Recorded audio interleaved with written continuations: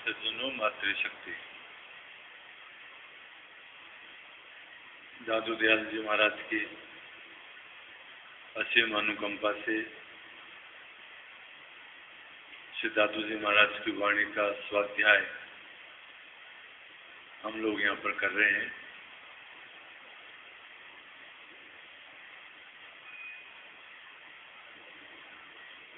स्वाध्याय के अंतर्गत माया का अंग चल रहा है। बहुत दिनों से माया का अंग चल रहा है। संक्षेप में शास्त्रीय परिभाषा माया की जय बताई गई और संतों की परिभाषा भी बताई गई। निष्कर्ष के रूप में ये बात है संतों के मत में कि माया के दो रूप हैं।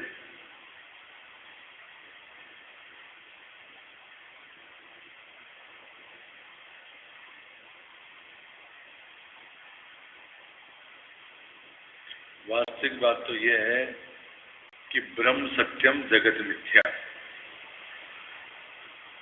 केवल ब्रह्म ही सत्य है और ये जगत मिथ्या है। इसी बात को संतों ने ये कहा है कि जहाँ तक हमारे इंद्रियां, मन और बुद्धि का क्षेत्र है, जहाँ तक सोचने विचारने का क्षेत्र है, वो सब माया है। और जो कुछ दिखाई देता है, जो कुछ इंद्रियों के द्वारा ग्राह्य होता है, ये सब माया है। इस हिसाब से पूरा ब्रह्मांड जो भी प्रतीत हो रहा है वो सब माया ही है। फिर दूसरा भेद बताते हुए कहते हैं कि ये परमात्मा ही सत्य है और जो प्रतीत होता है वो सब माया है। अब माया के भी फिर भेद कर रहे हैं कि माया के भी बाद में दो भेद हैं, एक मोटी माया है और एक सूक्ष्म माया है। मोटी माया का तात्पर्य बताते हुए संत लोग कहते हैं कनक और कामनी ये मोटी माया है, और सूक्ष्म माया का भेद बताते हुए कहते हैं कि भोग और लोभ ये दो माया है। वास्तविक बात है कनक से, पैसे से लोभ की वृत्ति बढ़ती है, कामनी से भोग की प्रवृत्ति बढ़ती है। इसलिए सूक्ष्म रूप बताते हुए ये कहा गया कि भोग और लोभ ये माया के सूक्ष्म रूप है। यदि आदमी बचना चाहता है तो इन दोनों से बचना चाहिए। फसावट इसी में ही है। जो कहते हैं ना कि वही परमात्मा के आगे पर्दा लगा हुआ है, वो पर्दा काहे का लगा हुआ है? ये काम और भोग, ये लोभ और ये भोग, ये दो ही ऐसी इच्छाएं हैं जो परमात्मा की प्राप्ति में आड़े आ रही हैं। इसलिए संत लोग ये कहते हैं कि परमार्थ मार्ग के अंदर ये सबसे बड़े शत्रु यदि कोई है तो ये काम और भोग ही है, लोभ। इसलिए जब तक आदमी इनके चक्कर में फंसा रहेगा तब तक वो परमात्मा की ओर चल नहीं पाएगा। इसलिए सारे माया के अंतर्गत जो सूक्ष्म रूप से देखा जाए तो जो है इसी बात का खंडन करके आए, भोग और लालसा। फसावट का काम बस यही है। आदमी फंसा हुआ कहाँ है? भोग में फंसा हुआ या लालसा में फंसा हुआ है? भाई दो ही बीमारी है बस। इन्हीं के चक्कर के अंदर आदमी सब पूरी तरह के बेईमानी और जितना भी जो कुछ काम करता है इसी से करता रहता है। और इनसे बचने के लिए ही संतों ने जो इनका जो ये भोग और लोभ, जो इनका आधार क्या है? ये कहाँ रहते हैं? भोग जो है कामनी में रहता है और लोभ जो है वैसे में रहता है। इसलिए जो है मोटे रूप में उसका खंडन करते हैं। तो दादू जी महाराज कहते हैं, दादू जी महाराज ने अपने जो अपने इतने से माया का विचार कर रहे हैं, इसके अंतर्गत कभी दादू जी महाराज कनक का विरोध करते हैं और कभी कामनी का विरोध करते हैं, क्योंकि माया के दो रूप है। आज जो है कामनी से बचने के लिए उपाय बताते हुए दादू जी महाराज कहते हैं कि बहन वीर सब देखिए, नारी अरु भरतार, परमेश्वर के पेट के दादू सब परिवार। इससे पहले प्रसंग आया था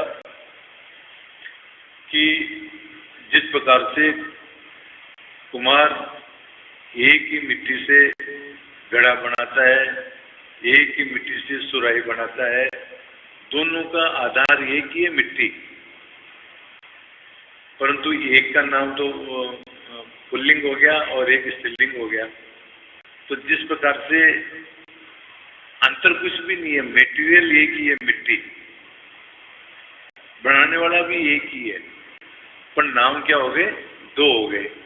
एक का नाम घड़ा हो गया और एक का नाम सुराही हो गया। इसी प्रकार से दादू जी महाराज कहते हैं कि इस संसार की रचना करने वाला परमात्मा एक ही है और उसी ने जो है स्त्री को भी बनाया है और उसी ने पुरुष को बनाया है। इसलिए इसमें कोई भेद बिल्कुल भी नहीं है। इसलिए कहते हैं कि बहन वीर सब देखिए, नारी और भरतार, जितने भी जो पुरुष हैं उनको भाई के रूप में देखना चाहिए और जितनी भी स्त्रियां हैं उनको बहन के रूप में देखना चाहिए। बहन और भाई की दृष्टि से यदि हम देखेंगे तो बाद में जो काम वासना की जो बात है वो जो है समाप्त हो जाएगी। बहन वीर सब देखिए, नारी अरु भरतार, परमेश्वर के पेट के दादू सब परिवार। और ये वास्तविकता भी यही है कि सब जब एक ही पेट का परिवार है, सब परमात्मा की सृष्टि है, तो जो स्त्री और पुरुष जब दोनों परमात्मा की सृष्टि है तो स्त्री और पुरुष दोनों आपस में बहन भाई हो गए, बहन भाई हो गए, तो बाद में यही दृष्टि रखनी चाहिए। इसी बात को कहते हैं पिता सबन को एक है, जननी एक के जोय, एक उदर उत्पन्न भये, नीच ऊंच सबको। पिता सबन को एक है, सभी का जो है पिता क्या है? वो परमात्मा ही है और जननी भी वो परमात्मा सभी की एक ही है। तो एक उदर से उत्पन्न होने के कारण से चाहे नीचा हो और चाहे ऊंचा हो, तो कोई नीच ऊंच भी नहीं है। हम यहाँ पर जो है तरह तरह के जो है ब्राह्मण, क्षत्रिय, वैश्य और शूद्र जो हमने ये भेद कर लिए हैं, परमात्मा की दृष्टि से ये कोई भेद बिल्कुल भी नहीं है। परमात्मा की दृष्टि से तो सब एक ही है, सब मानव एक ही है। ये तो आदमियों ने भेद बना लिए, क्षत्रिय के, ब्राह्मण के, इस तरह के।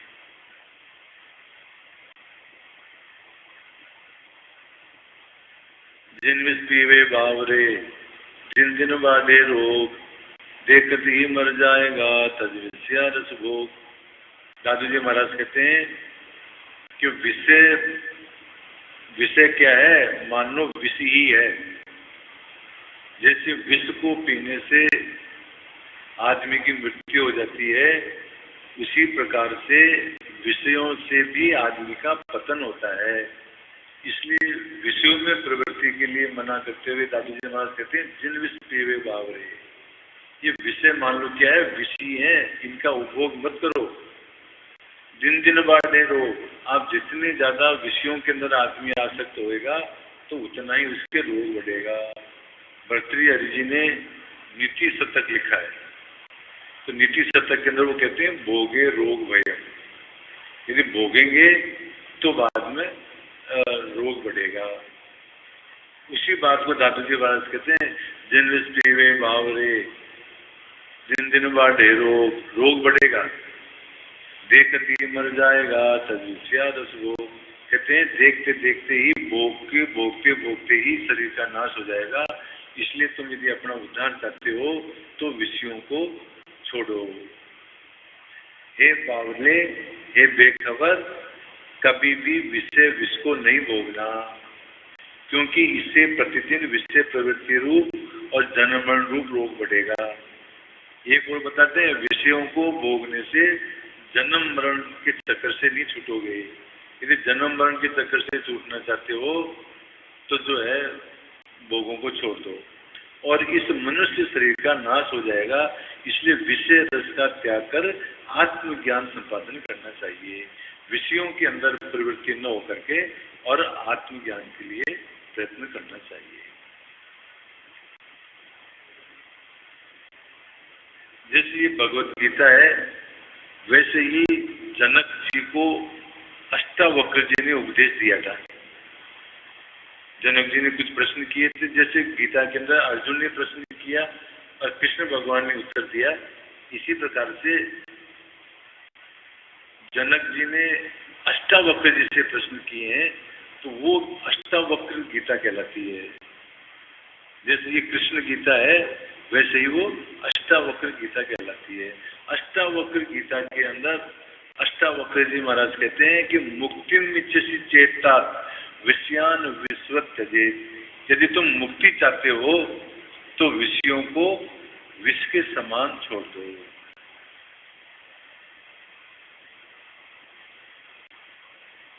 आगे दादू जी महाराज कहते हैं, माया मारे लात सो हरि को गा ले हाथ, संग तजे सब झूठ का गए साच का साथ। इस माया मारे लात सो हरि को गा ले हाथ, इस एक लाइन के दो अर्थ होते हैं। एक अर्थ तो ये होता है, साधु महात्मा जो लोग होते हैं वो माया को लात मारते हैं अर्थात त्याग देते हैं। माया के वशीभूत साधु लोग नहीं होते हैं। और हरि को गाले हाथ अर्थात माया को छोड़ करके और साधु महात्माओं की प्रवृत्ति परमात्मा के प्रति होती है। उनका रुझान परमात्मा के प्रति होता है, माया की तरफ उनका वो नहीं होता है।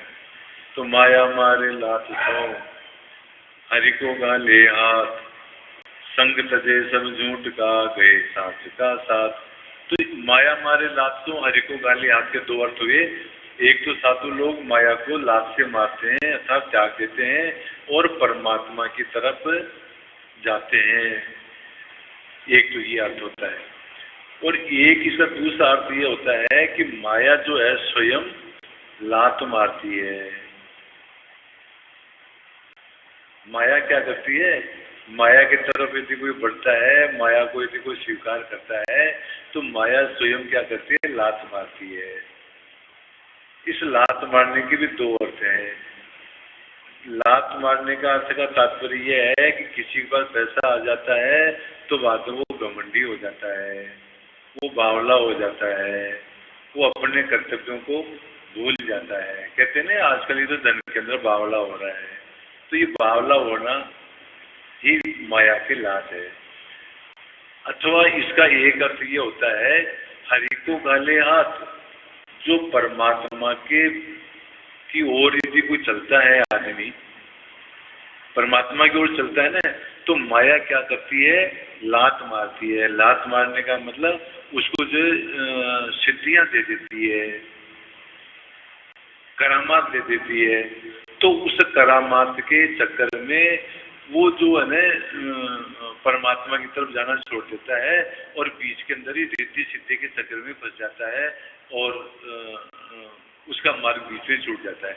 तो माया क्या है, परमात्मा की तरफ जाने के अंदर बाधक है।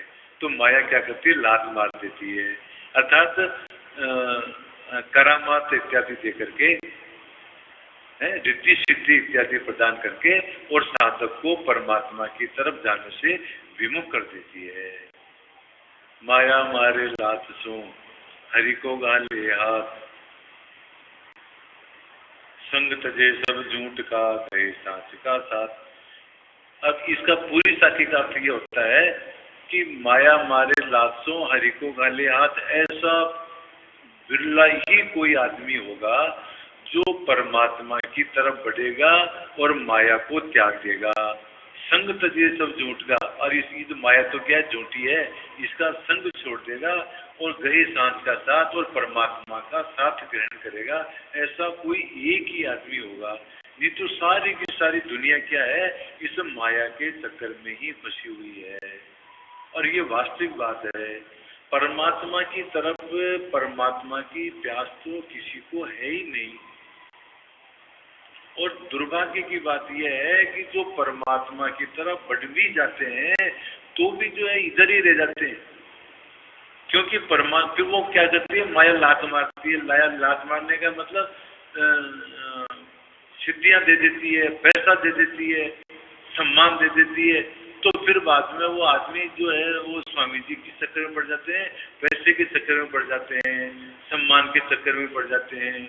एक बार यदि ज़्यादा सम्मान हो गया, एक बार यदि ज़्यादा श्रोता सुनने के लिए आ गए, तो फिर दोबारा जो है बात है वो स्वामी जी जो है नाराज हो जाएंगे अपने अनुयायियों के ऊपर। अब की बार इतनी भीड़ कम कैसे आई, अब की बार इतना पैसा कम कैसे आया, अब की बार का ये आयोजन जो है पहले वाले आयोजन की बजाय कम कैसे रहा, इस चक्कर में पड़ जाते हैं। तो देखो परमात्मा साधु भी बन गए और फिर भी जो है मान प्रतिष्ठा पैसा आश्रम और इस चक्कर में फंस जाते हैं, रिद्धि सिद्धि करामात। और यहाँ तक समस्या हो जाती है, सुनने में आता है कि जो है ये जो कथावाचक होते हैं, बुरा मानने की बात नहीं है, परंतु ये लोग चला चला करके इस बात को कहते हैं कि मेरी कथा के अंदर जो है अमुक जो है मिनिस्टर आना चाहिए, अमुक ऐसा आना चाहिए। अरे बाबा वो तो तुम्हारे को मिनिस्टर से क्या लेना देना बाबा फालतू। देखो एक बात और बतावे आपको, अखबार के अंदर अपन देखते हैं मतलब तो एडवर्टाइजमेंट आता है, मान लो कई बार अपन जो धार्मिक एड देखते हैं तो उसके अंदर क्या है, नेताओं के साथ में फोटो आती है कि सब अमुक आदमी से जो लाल कृष्ण आडवाणी भी कथा सुन रहे हैं, राष्ट्रपति भी मिल रहे हैं, अशोक गहलोत मिल रहे हैं और एक्टर मिल रहे हैं, हेमा मालिनी आ रही है, वो अमिताभ बच्चन आ रहा है। अरे मेरे ये बात समझ में नहीं आया कि तुम बाबा परमात्मा की कथा कर रहे हो, तुम्हारे को हेमा मालिनी, अमिताभ बच्चन, अशोक गहलोत, राष्ट्रपति से क्या लेना देना बाबा। तो आओ तो बहुत अच्छी बात है, ना आओ तो बहुत अच्छी बात है। ऐसी अपेक्षा क्यों रखें? ये ऐसी अपेक्षा रखने का मतलब क्या होता है, माया मारे लालसों। वो परमात्मा की ओर जा रहे हैं, परमात्मा का भक्ति भी कर रहे हैं, परमात्मा का ज्ञान भी प्राप्त कर रहे हैं, दूसरों को भी बांट रहे हैं, परंतु माया ने उनको लाभ से मार दिया। लाभ से मार दिया का मतलब वो अपनी मान में प्रतिष्ठा में चक्कर में पड़ रहे हैं और बात छोड़ दी, बात समाप्त हो गई। अरे ये कल्याण का मार्ग है। तो ये माया ये मान करके, सम्मान करके, पैसा दे करके, करामात दे करके और जो है ये इस तरह से लात मारती है। तो इस तरह से दादू जी महाराज कहते हैं कि इस माया से बहुत होशियार रहना है।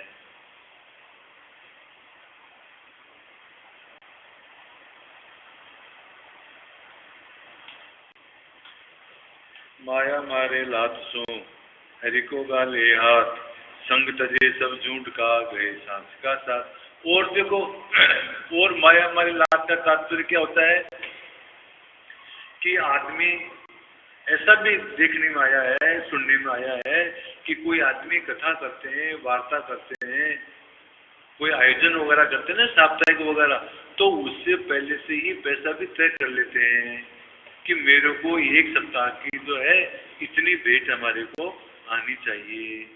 ये क्या है, ये माया मारे लालसों है। अरे तुम जो है ये व्यापार है क्या, ये कोई कथा करना, इसका पैसे से क्या लेना देना भाई, ये तो परमार्थ का मार्ग है। परंतु इसके अंदर भी जो टिकट और ऐसी भी कथाएं होने लगी आजकल कि जिनके अंदर जो है मतलब टिकट लेकर के अंदर जाओ, तो ये क्या है, माया हमारे लालसों का काम है। देखो परमात्मा की तरफ काम तो परमात्मा का कर रहे हो, उपदेश परमात्मा का दे रहे हो और बात कर रहे हो जो है टिकटों की, पैसे की। और ऐसे भी सुनने में आया है और देखने में आया है कि जब आयोजन हो जाता है तो बाद में कथावाचक के और आयोजकों के पैसे को लेकर के झगड़ा हो जाता है। कथावाचक कहता है कि इतनी भेंट कम क्यों दी मेरे को, हमारे को कोई मतलब नहीं, मेरे तो इतना पैसा आना चाहिए। आए जब कहते हैं कि हमारा तो इतना खर्च हो गया बाबा जी, देखो ये सो देवा जी, ये 300 देवा जी, क्या है ये माया मारे लाभ से, ये लात वाली बात है। तो माया मारे लात सो हरि को गा ले हाथ, संग तजे सब झूठ का गए सांस का साथ। और ये माया मारे लाभ का एक तात्पर्य ये भी है कि जो है जो परमात्मा की तरफ जाता है उसको ये माया लाभ से दूर भगा देती है, आने नहीं देती है सत्संग वगैरह के अंदर, कोई व्यवधान पैदा कर देती है।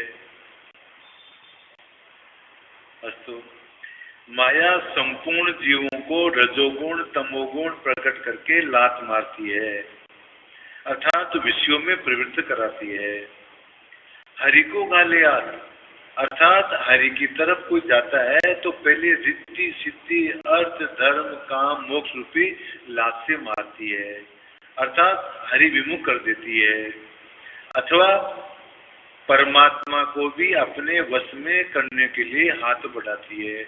माया ऐसा भी है कि देखो ये बादल जो है ना सूर्य से ही पैदा होते हैं और सूर्य को ही ढक देते हैं, तो माया इतनी प्रबल है कि ये परमात्मा को भी वश में करने की कोशिश करने लग जाती है। संसार की माया को संत महात्मा लात मार देते हैं और हरि की तरफ जाते हैं। संग तजे सब झूठ का, झूठी माया का त्याग करके सत्य का संग साथ ग्रहण करना चाहिए।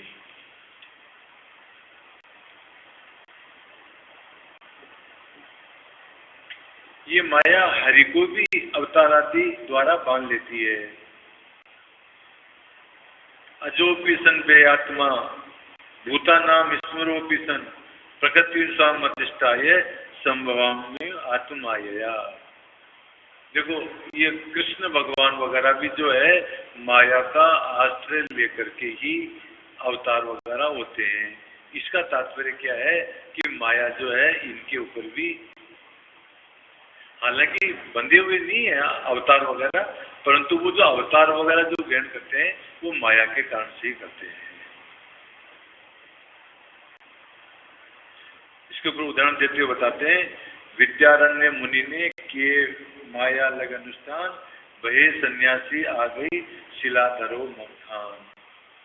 एक विद्यारण्य मुनि जी जो थे उन्होंने लक्ष्मी का अनुष्ठान किया, 3 बार अनुष्ठान किया, तीनों बार ही लक्ष्मी आई नहीं। लक्ष्मी प्राप्ति के लिए अनुष्ठान किया था उन्होंने। माधव नाम के ब्राह्मण थे पहले, ये माधव नाम के ब्राह्मण की स्थिति में रहते हुए इन्होंने माया की प्राप्ति के लिए अनुष्ठान किया 3 बार। जब माया की प्राप्ति नहीं हुई तो बाद में ये साधु बन गए, और साधु बन गए तो इनका नाम हो गया विद्यारण्य स्वामी। जब साधु बन गए तो बाद में लक्ष्मी जो है आकर के प्रकट हो गई। तो बाद में उन्होंने कहा कि जिस समय मैंने तुम्हारे को प्राप्त करने के लिए अनुष्ठान किया उस समय तो तू आई नहीं, और अब जो है मैं साधु बन गया हूँ तो अब तू आ रही है, तो अब तेरा क्या फायदा। तो उसने से कहा कि देखो बात यह है कि मैं तो पहले भी आ जाती, परंतु तुम्हारे कर्मों के दोष, 3 कर्मों के दोष ऐसे थे, उन कर्मों के कारण से मैं तुम्हारे पास में नहीं आ पाई। जो तुमने 3 जो अनुष्ठान किए उससे तुम्हारे 3 कर्मों के कर्म कट गए। अब चौथे जब तुम्हारे कर्म कट गए तो मेरे को तो प्रकट होना ही था। तो बाद में विद्यारण्य जी ने कहा कि मेरे को अब तुम्हारे को जरूरत नहीं है। तो उन्होंने कहा कि तुम्हारे को तो जरूरत नहीं है, परंतु तो मेरे को चूंकि मेरा अनुष्ठान किया था आपने तो मेरे को तो आना ही पड़ेगा। तो उन्होंने क्या कहा कि ये जो शिला है जिस पर बैठ करके और मैंने जो तपस्या की थी, अनुष्ठान किया था, इसको जो है तू मेरे साथ में माथे पर लेके चल। तो जहाँ कहीं भी विद्यारण्य स्वामी जाते वहाँ जो है उस मूर्ति को माथे पर रख करके वो जाते लक्ष्मी साथ के अंदर। तो बाद में एक बार वो कहीं काशी में गए विद्यारण्य स्वामी, तो बाद में लक्ष्मी ने जो है, जिनके वहाँ पर आश्रम में रुके, उनको जो लक्ष्मी ने कहा कि महाराज ये जो बाबा जी जो है ये शिला मेरे माथे पर लेकर के घूमते रहते हैं, मैं गाड़ी परेशान हो गई, मेरे को जो है आप मुक्ति दिलाओ किसी भी तरह से बाबा जी से। तो उसने कहा कि मैं कैसे मुक्ति दिलाऊं तेरे को? तो उसने कहा कि ऐसा करो कि शिला आप मांग लो, तो ये शिला फिर यहीं रह जाएगी, फिर मेरी मुक्ति फिर मेरे को आप मुक्त कर देना। तो वो जब जाने लगे विद्यारण्य स्वामी, तो स्वामी जी ने कहा कि महाराज आप ऐसा करो कि ये आपकी जो शिला है वो आप हमारे को दे दो। तो उन्होंने उसको त्याग दी। सुनने में ऐसा आया है, प्रमाणिक बात मैं नहीं बताता हूँ, कि उसी शिला की जो है 3 मूर्तियाँ बनी है। तो एक वहाँ बनारस में वृंदावन में है, यहाँ गोविंद देव जी वगैरह की वो जो मूर्ति है, तो सुनने में आया कि ये उसी शिला की मूर्ति है। तो इस तरह से जो है विद्यारण्य मुनि ने जैसे लक्ष्मी का त्याग कर दिया था, लक्ष्मी साक्षात प्रकट हुई फिर भी उन्होंने उसको स्वीकार नहीं किया, ऐसे ही साधक को मिथ्या माया का त्याग कर देना चाहिए। माया के संग्रह से साधन में विघ्न ही आते हैं, माया का संग्रह नहीं करना चाहिए। इसीलिए साधु को क्या बताया गया है, साधु को ही नहीं गृहस्थ को भी बताया गया है कि अपरिग्रह करना चाहिए। संग्रह जो है दुख का कारण होता है। तो माया मारे लात सो हरि को गाले हाथ, संग तजे सब झूठ का गए साच का साथ। आगे बहुत अच्छा प्रसंग,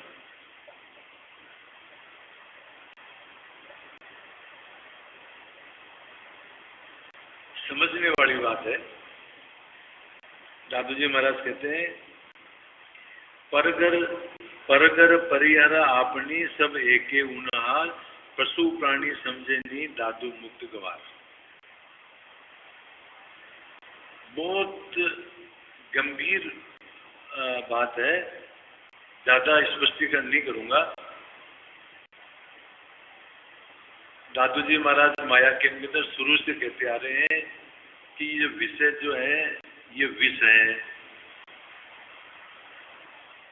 और मोटी माया क्या है, कनक और कामनी है, इनका त्याग कर देना चाहिए।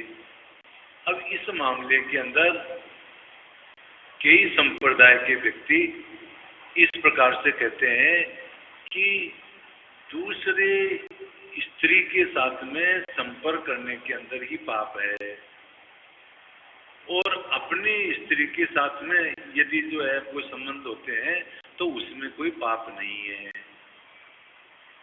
इस प्रकार से कई आदमी इस बात को कहते हैं। ये आजकल का तो कोई कलयुग है, आज इसके अंदर जो है ये काम वाली बात बहुत ज़्यादा ऐसी चल रही है, इसमें कुछ भी कहना बहुत कठिन है। परंतु दादू जी महाराज इस प्रकार से कहते हैं कि विष को तो त्यागना ही चाहिए, चाहे परगर हो और चाहे आपनी हो, विष का उपभोग नहीं करना चाहिए। परिहर आपने सब एक उना, सब समान है, चाहे पर स्त्री हो और चाहे स्व स्त्री हो, दोनों ही क्या है, समान है। पशु प्राणी समझे नहीं दातो मुक्त गवारी, पशु प्राणी नहीं समझते इस बात को कि जो है दूसरे की स्त्री का तो त्याग करना चाहिए और खुद की स्त्री के साथ में कैसे करते रहो, ये बात सही नहीं है। विषय वासना का त्याग तो बिल्कुल करना ही चाहिए, ये कहना चाहते हैं। क्या अपनी और क्या पराई, बिंदु अपहरण में तो दोनों ही नारी समान है। जो कहते हैं कि अन्य की ही त्याज्य है, वे अज्ञानी विषय सुख से मोहित होने के कारण पशु प्राणियों के समान समझते नहीं है। इसी बात को और भी आगे कहेंगे, आगे नहीं भी कहेंगे तो जो यहीं आगे आ जाएगा ये बात। चलो इसको और स्पष्टीकरण आगे आएगा। अब आगे माया की विचित्रता बताते हुए दादू जी महाराज कहते हैं, पुरुष पलट बेटा भया, नारी माता होय, दादू को समझे नहीं बड़ा चंबा मोय। इस संसार का, इस माया का जो है कोई पता ही नहीं, ऐसा कह रहे हैं दादू जी महाराज। पुरुष पलट बेटा बया, जो पति जो है वो ही आदमी का जो है नारी का पुत्र बन जाता है, और नारी माता हो, और जो स्त्री है वही क्या हो जाती है, तो माता बन जाती है। तो दादू को समझे नहीं बड़ा अचंबा मोह। दादू जी महाराज कहते हैं कि ये दुनिया तो समझती नहीं है, परंतु मेरे को तो बहुत आश्चर्य आता है। कहने का तात्पर्य यह है कि हमारे किस किस के साथ में क्या क्या रिलेशन रहे हुए हैं, ये इसका दोनों बातें इसकी साक्षी के दो अर्थ हो सकते हैं। एक अर्थ तो यह है कि हमारे जन्मों का कोई पता ही नहीं। पुरुष पलट बेटा भैया का तात्पर्य है कि मान लो कभी ऐसा भी हो सकता है, इसको आगे उदाहरण से समझ लो। एक बात दादू जी महाराज उदाहरण देते हुए बताते हैं, गुरु दादू रामत करत देखा अचरज एक, पुत्र खिलावत जातनी पतितीय ममता विशेष। दादू जी महाराज के रामत में जा रहे थे, तो कोई एक स्त्री अपने पुत्र को खिला रही थी, एक कोई जातनी अपने पुत्र को खिला रही थी। खिलाती हैं बच्चे माताएं तो अपने उसको। तो दादू जी महाराज जो है गुरु दादू रामत का तो देखा अचरज, पुत्र खिलाओ तो जातनी पति थी ममता विशेष, उसको देख करके और दादू जी महाराज को आश्चर्य आया। क्या आश्चर्य आया?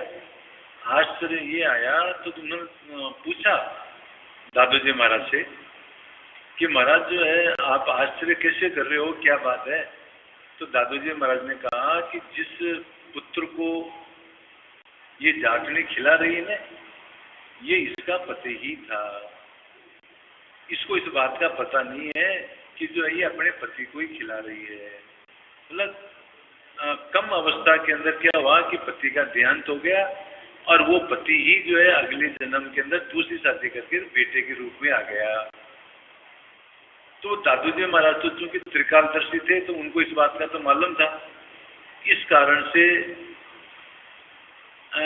उनको आश्चर्य आया। उसी बात को देखो दादू जी महाराज कहते हैं पुरुष पलट बेटा भया, वो जो पति था वही क्या हो गया, बेटे के रूप में आ गया, और नारी माता हो। और देखो वो पहले के जन्म के अंदर पत्नी थी, और वही उसी क्या हो गई, माँ हो गई। तो दादू को समझे नहीं बड़ा अचंबा मोह। दादू जी महाराज कहते हैं इस बात को कोई समझते नहीं है, परंतु मेरे को आश्चर्य आता है। ये जो हमारे जो संबंध हैं, ये क्या है, संबंध बदलते रहते हैं। कभी जो है कोई किसी का पुत्र हो जाता है, कोई किसी का पति हो जाता है, कोई किसी की माता हो जाती है, कोई किसी की स्त्री हो जाती है। इस तरह के संबंध चलते रहते हैं। एक बात तो ये है। दूसरा इसका अर्थ ये भी हो सकता है,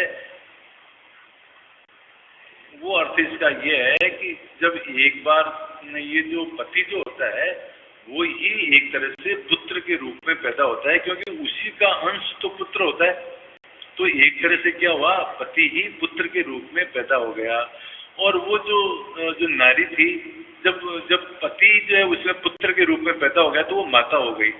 तो इसका इस अर्थ से तात्पर्य है कि जब एक बार संतान उत्पत्ति हो जाती है, जब माँ बन जाती है, और वो बाप जो पति जब बाप बन जाता है, तो फिर बाद में आगे जो है संपर्क नहीं करना चाहिए, क्योंकि अब उनका जो है पति और पत्नी का संबंध न हो करके और जो पुत्र और माता के रूप में जो है हो गया, इसलिए आगे से बाद में संपर्क नहीं करना चाहिए। इसका दूसरा तात्पर्य ये भी है। पुरुष पलट बेटा भया, नारी माता होए, दादू को समझे नहीं बड़ा चंबा मोय। माता नारी पुरुष की, पुरुष नारी का पूत, दादू ज्ञान विचार कर छाट गए अवधूत। वही बात बता रहे हैं, माता नारी पुरुष की और पुरुष नारी का पूत, दादू ज्ञान विचार कर छाट गए अवधूत। जो पहले जन्म में पुरुष की माता होती है, पहले जन्म में जो पुरुष की माता होती है, वही दूसरे जन्म में उस पुरुष की स्त्री हो जाती है संस्कारवश। और जो पहले जन्म में उसका पति था वह दूसरे जन्म में उसका पुत्र हो जाता है। तो ये मायावी विषय वासनाओं का प्रेम कभी कभी ऐसे ऐसे अनर्थ के कारण भी बन जाते हैं। तो ये विचार करके महापुरुषों ने इस माइक सुख का त्याग कर दिया। हमारे रिलेशन कब से कब किधर से क्या बदल जाते हैं इस बात का कोई पता नहीं पड़ता है। दादाजी जी कहते हैं, साधु जिमावण कारणे बन के ले चला बोन, तीन ठोर हसके का भैंसा अज त्रिय मोन।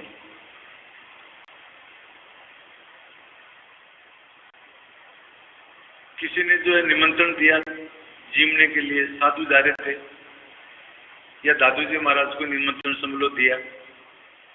3 जगह ऐसे प्रसंग आए कि जहां दादू जी महाराज देख करके मुस्कुराए।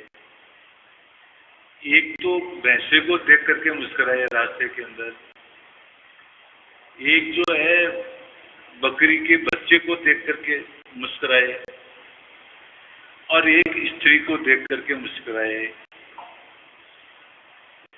शिष्यों ने पूछा कि महाराज हंसने का क्या कारण है, क्यों हंस रहे आप? दादू जी महाराज ने कहा कि छोड़ो इस बात को। नहीं नहीं महाराज, बिना किसी रहस्य के तो आप हंसते नहीं हो, मुस्कुराते नहीं हो, बताओ क्या बात है?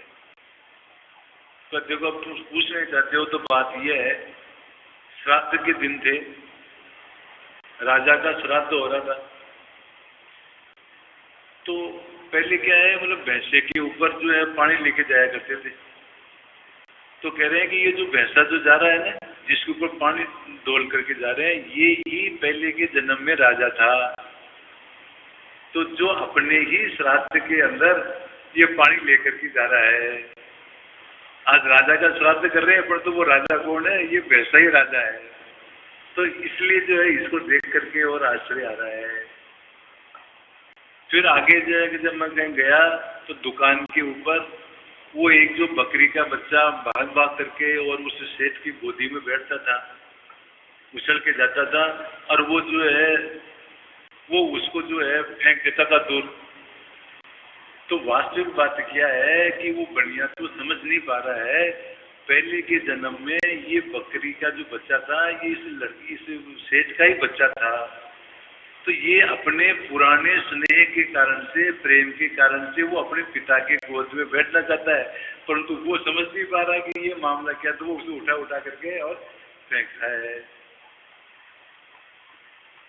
और आगे जा करके कि जिसकी अपने जीवने के लिए गए हैं, तो जिसकी यहाँ पर वो जो स्त्री जो बनी बैठी है, ये पहले के जन्म में इसकी माई थी।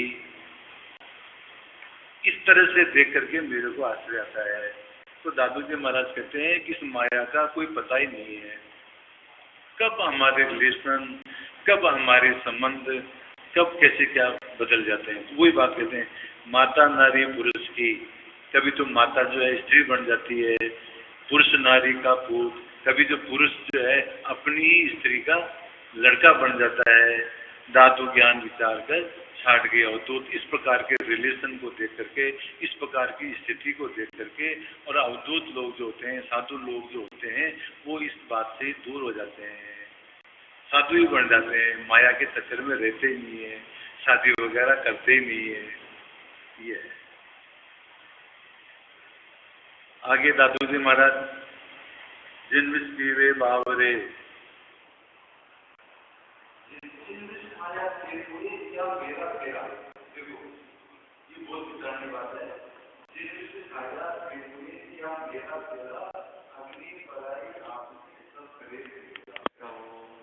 यदि विष यदि खाएंगे तो उससे हम क्या करेंगे, मरेंगे ही, वो अपना प्रभाव डालेगा ही। अग्नि चाहे हमारे घर की अग्नि हो और चाहे पड़ोस के घर की अग्नि हो, चाहे दूसरे घर की हो, अग्नि तो क्या करेगी, जलाएगी ही। इसी प्रकार से ये विषय वासना का संबंध इस प्रकार का है कि चाहे जो है अपने स्त्री के साथ में विषय वासना का मतलब भोग किया जाए, और चाहे दूसरी स्त्री के साथ भोग किया जाए, वो तो बराबर ही फल होता है। इसलिए जो है विषय वासनाओं से क्या करना चाहिए, दूर ही रहना चाहिए। इसी बात को पहले देखो दादू जी महाराज जो कह रहे थे ना, वो इस साखी में जाके स्पष्ट हुआ है कि पर घर परिहर आपनी सब एके उनहार। पशु प्राणी समझे नहीं दादो मुक्त गंवार।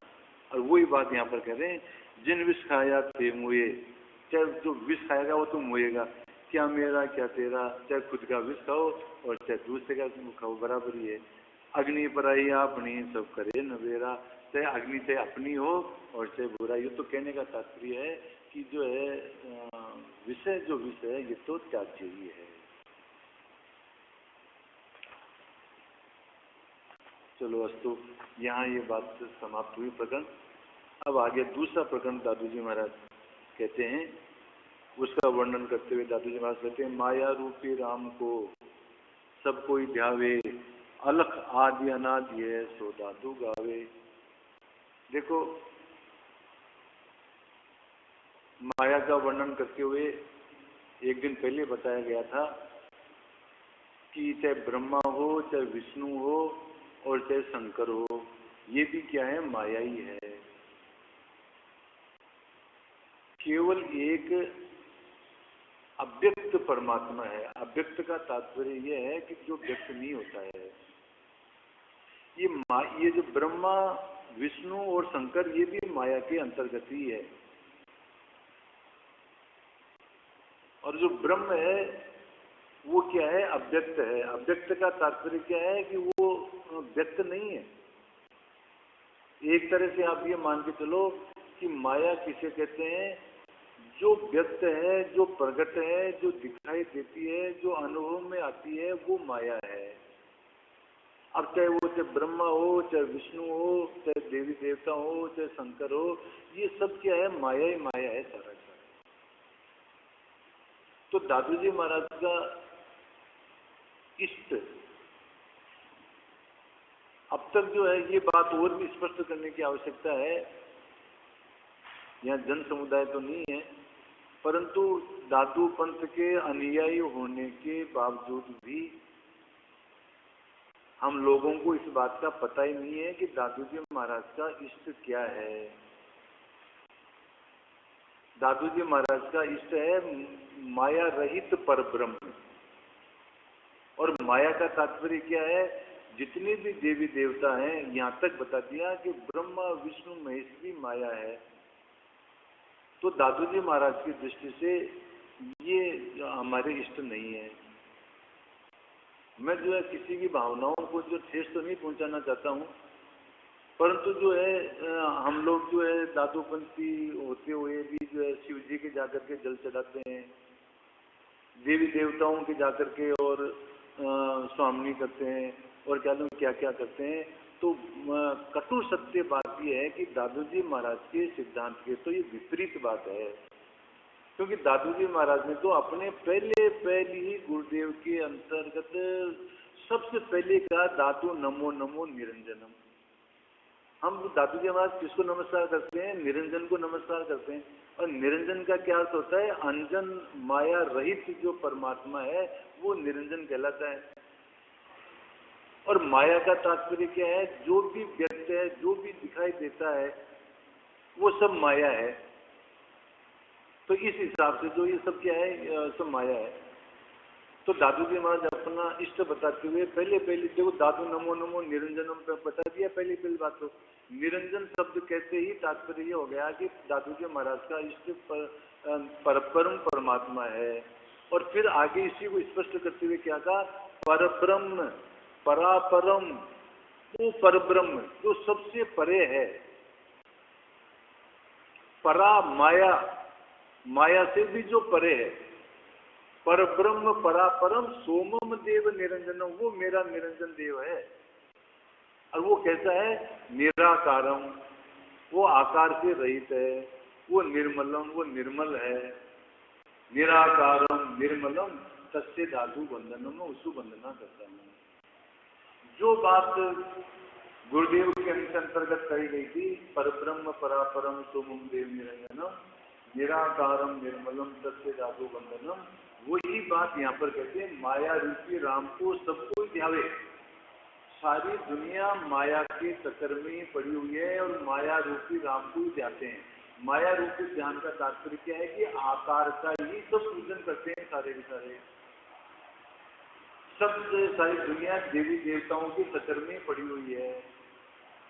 और देखो दादू जी महाराज क्या कहते हैं, अलग अलग का मतलब जो लखने में नहीं आता है, जो जानने में नहीं आता है। अलग आदि जो सबका आदि है, अलग आदि अनादि है, सो धातु का। वे दादू जी महाराज कहते हैं हम तो उसको पूछते हैं।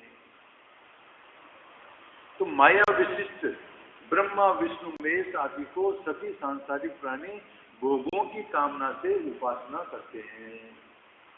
जो उपासना में भी अंतर है, कामना रहित यदि कोई हम उपासना करते हैं तो यहाँ एक रहस्य की बात हो रही है। कामना सहित यदि हम उपासना करते हैं तो ये माया की उपासना है। ये तो एक स्पष्ट बात है। हम जो है मान लो कि हम पुत्र प्राप्ति के लिए यदि मान लो भजन करते हैं तो ये माया है। पैसे के लिए यदि हम मान लो कि परमात्मा की प्रार्थना करते हैं तो ये माया है। केवल परमात्मा की प्राप्ति के लिए ही भजन किया जाएगा, वो जो है शुद्ध सात्विक प्रार्थना है। और जो कामना से युक्त यदि को प्रार्थना की जाएगी वो सब माया की उपासना है। अच्छा, वास्तविक बात तो ये पुत्र हो, चाहे व्याधि हो, चाहे देश हो, चाहे घर में शांति हो, ये सब क्या माया तो है। और इस माया के लिए ही प्राप्ति के लिए अथवा जो है कष्ट निवृत्ति के लिए यदि हम कोई प्रार्थना करते हैं तो सब क्या है, माया की उपासना है। एक तरह से देखा जाए तो सकाम उपासना ही माया की उपासना है। तो हमारे को दादू जी महाराज क्या बताते हैं, उस स्थिति में हम पहुंच पाए या न पहुंच पाए ये बात एक अलग है। परंतु दादू जी महाराज अभी जैसे निष्काम प्रतिवर्ता के अंदर पहले बता के गए हैं कि आदमी को निष्काम भाव से जो है प्रार्थना करनी चाहिए। कोई कामना रख करके और उपासना प्रार्थना इत्यादि नहीं करनी चाहिए। यदि कामना रख करके यदि हम उपासना करते हैं तो एक तरह से वो क्या है, माया की ही उपासना है। एक तो माया की उपासना है और दूसरी बात यह है कि कामना रख करके यदि हम हमारी जो वो उपासना करते हैं तो इसका मतलब हम अपने इष्ट को कमजोर भी मानते हैं, जिसमें ये भी अर्थ निकलता है।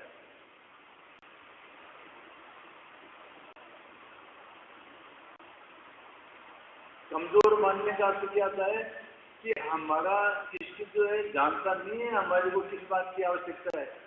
इसीलिए तो जो हम बताते हैं, अरे जब एक छोटी जो माँ है, एक बिना बोलने वाले बच्चे की हर बात को जब समझ जाती है कि मतलब बच्चे की किस बात की आवश्यकता है, यहाँ तक भी जो बच्चा बोलता नहीं है तो माँ को इस बात का पता पड़ जाता है कि बच्चे के किस अंग में दर्द है।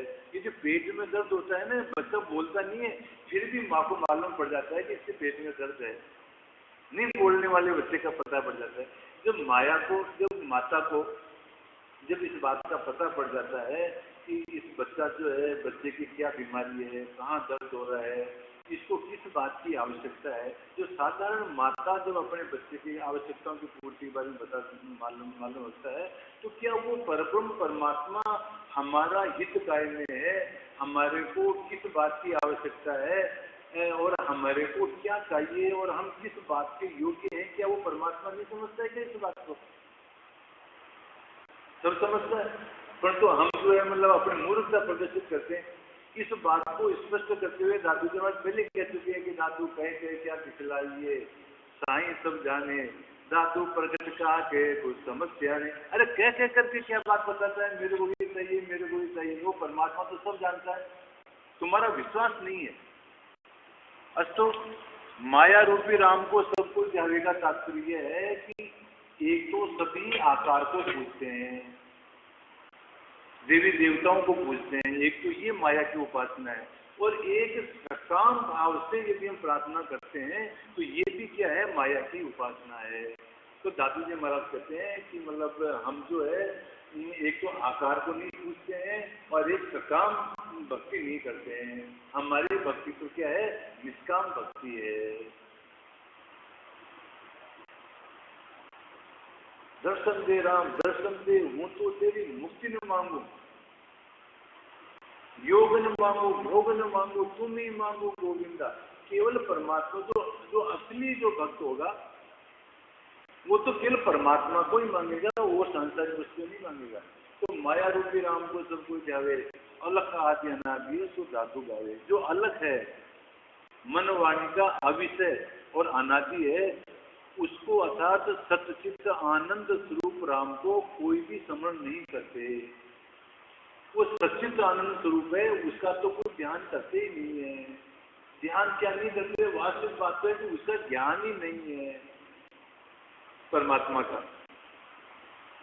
जो ब्रह्मा विष्णु महेश आदि के भी माइक शरीरों का अधिष्ठान रूप है, उसका तो कोई बिरले संतजन ही स्मरण करते हैं। कहने का तात्पर्य क्या है, ब्रह्मा विष्णु और महेश भी जो है उस अव्यक्त परमात्मा का ध्यान करते हैं। तो दादू जी महाराज कहते हैं कि माया रूपी राम को सब कोई ध्यावे है, माया रूपी राम का तो सब ध्यान करते हैं। अलग आदि अनादि है तो दादू जावे, हमारा विश्व तो अलग अनादि वो ही है। कबीरदास जी महाराज इस मामले में कहते हैं, कबीर पाहन केरा पुतला करे कर पूजे करतार, ई भरोसे जेरे ते बूढ़े कालीदार। वाह वाह। देखो कबीर जी का और दादू जी महाराज का सिद्धांत एक ही है। कबीर पहाड़ केरा पुतला कर पूजे करता।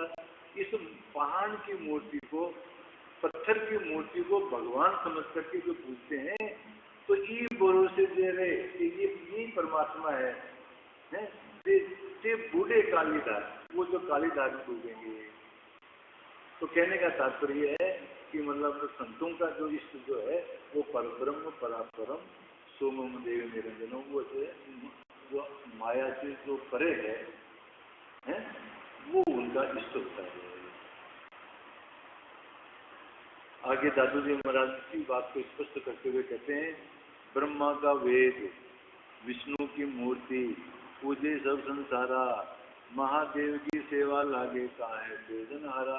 देखो सारा संसार किस चक्कर में पड़ा हुआ है उसका वर्णन करते हुए दादू जी महाराज कहते हैं, कुछ तो ब्रह्मा के द्वारा उपदेश की हुई वेद के अनुसार सकाम यज्ञाति कर्मों में लगे हुए हैं।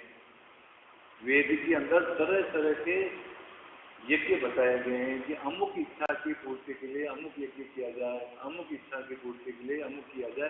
कहने का तात्पर्य है कि वेद के अंदर अधिकतर सकाम कर्मों का ही वर्णन है। तो के आदमी नहीं, अधिकतर आदमी ने 100 में से 99 आदमी केवल कामनाओं के वशीभूत होकर के ही उपासना करते हैं, यज्ञ आदि काम करते हैं। और कुछ आदमी क्या करते हैं, कुछ तो जो है ब्रह्मा का वेद का तात्पर्य मतलब वेद के अनुसार सकाम कर्म करते हैं। और विष्णु की मूर्ति का तात्पर्य बताते हुए कहते हैं, कुछ सोना चांदी तांबा पीतल पत्थर मिट्टी काष्ठ आदि माइक पदार्थों की मूर्ति बना करके विष्णु की पूजा करते हैं। और कुछ आदमी जो है ये इस तरह से जो है कोई सोना की मूर्ति, कोई जो है देखो इस दुनिया का चक्कर ऐसा पड़ा हुआ है, और वो मूर्ति तो दिव्य है, और वो लिंग तो जो है मतलब दिव्य है, बस इसी चक्कर में पड़ी हुई है दुनिया सारी सारी। बाग करके जो है कोई कहाँ बक्के जाता है, कोई कहाँ बक्के जाता है। और इन बातों में कोई दम नहीं, ये फालतू जो है बेकाने की बातें हैं। जो इस मूर्तियों के चक्कर में फंस गया वो वस्तु से इस माया से सुलझ नहीं सकता, ये कटु सत्य है। परंतु ये क्या है कि बहुमत उनका, भेड़ों का बहुमत ज्यादा होता है। आदमी बुद्धिमान तो बहुत कम मिलते हैं, मतलब मूर्ख ज्यादा है। इसलिए जो दुनिया पड़ रही है पीछे मूर्ति पूजा के चक्कर के अंदर। देखो पगा चलनता देवरा ताकि कीजिए से, पगा चलनता देवरा गढ़िया निरंजन देव बतलाया बाता करे ताकि कीजिए से। देखो इस हमारे संसार के अंदर कितने आदमी अभावग्रस्त हैं, कितने आदमी रोगग्रस्त हैं, कितने आदमी पास में मकान नहीं है, मानवता कितनी पीड़ित है, कितने आदमी शिक्षा से वंचित हैं। इसकी तो जो है मतलब जहाँ वास्तविक सेवा करनी चाहिए तो वो सेवा तो करते नहीं है। और साहब अमुक सेठ साहब ने जो है तिरुपति बालाजी की जो है 8 किलो का चक्कर चलाया। अरे उसे 8 किलो में चक्कर से होने वाला क्या है? फालतू की बात, नाव करना। अरे असली उपयोग जो है मानवता की सेवा में करना चाहिए, वो तो करते नहीं है और इन मूर्तियों के चक्कर में पड़े हुए हैं। तो दादू जी महाराज कहते हैं अधिकतर आदमी सकाम वेदों के अनुसार, ब्रह्मा ने जो वेद की जो कहते हैं कि ब्रह्मा ने वेद बनाए हैं, तो वेदों के अनुसार कुछ आदमी सकाम कर्म करते हैं, कुछ आदमी विष्णु की मूर्तियां बना करके, कोई सोने की बना रखी है, कोई चांदी की बना रखी है, कोई कांच की बना रखी है, कोई पत्थर की बना रखी है, कोई मिट्टी की बना रखी है, और इनको बना करके पूजना करते हैं। माइक पदार्थों की मूर्ति बनाकर विष्णु की पूजा करते हैं। वैसे ही शिवलिंग बनाकर पूजते हैं। वह सृजनहार परमात्मा जिसने ब्रह्मा विष्णु महेश आदि को भी पैदा किया है और जिसका ध्यान ब्रह्मा विष्णु आदि भी धरते हैं, उपरोक्त उपासना करने वालों में उस निर्गुण व्यापक राम की उपासना करने वाला कोई भी नहीं है। अरे ब्रह्मा विष्णु महेश भी जिसकी आराधना करते हैं उसकी आराधना कोई नहीं करता है।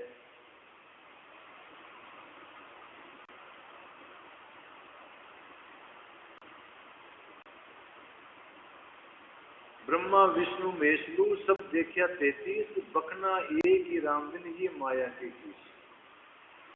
बखना जी महाराज कहते हैं कि ब्रह्मा विष्णु महेशलू सब देखिया 33 करोड़ देवी देवता देख लिए, ब्रह्मा विष्णु महेश भी देख लिए, बखना एक राम दिन, एक राम के बिना ये माया के किसी, सब माया के ही जो है सारी देवी। इसलिए दादू जी महाराज क्योंकि माया का उनका वर्णन चल रहा है, इसलिए कहते हैं कि इस माया रूपी राम को सब कोई जावे। सारी दुनिया माया के चक्कर में पड़ी हुई है, अलग आदि अनादि है, सो दादू गावे। दादू जी महाराज कहते हैं कि हमारा विषय तो अलग अनादि वो परब्रह्म परमात्मा में है। अच्छा, इसी बात को कृष्ण भगवान गीता में कहते हैं, अव्यक्तम व्यक्तिमापन्नम मन्यन्ते माम अबुद्धय। अबुद्धय का तात्पर्य जो मूर्ख लोग हैं वो जो है अव्यक्तम में वस्तु से क्या हूं, अव्यक्त हूं, मेरा कोई स्वरूप नहीं है। तो अव्यक्तम व्यक्तिमापन्नम मन्यन्ते माम अबुद्धय, मेरे को मूर्ख लोग ऐसा समझते हैं कि मतलब मैं वस्तु से अव्यक्त हूं, पर मेरे को व्यक्ति के रूप में समझते हैं। परम भाव मजानंतो ममाम अव्यय अनंतम, मेरा परम स्वरूप क्या है, अव्यय है। परमात्मा का वास्तविक स्वरूप क्या बताया कृष्ण भगवान ने, अव्यय, जो व्यय नहीं होए, जो क्षर नहीं होए, वो बताया। भोक्तारम यज्ञ तपसाम सर्वलोक महेश्वरम सूर्यदम सर्वभूतानाम ज्ञात्वा माम सृष्टि। सभी देवी देवता माइक है, ब्रह्म ही एकमात्र निर्मायक है और वही ध्येय है।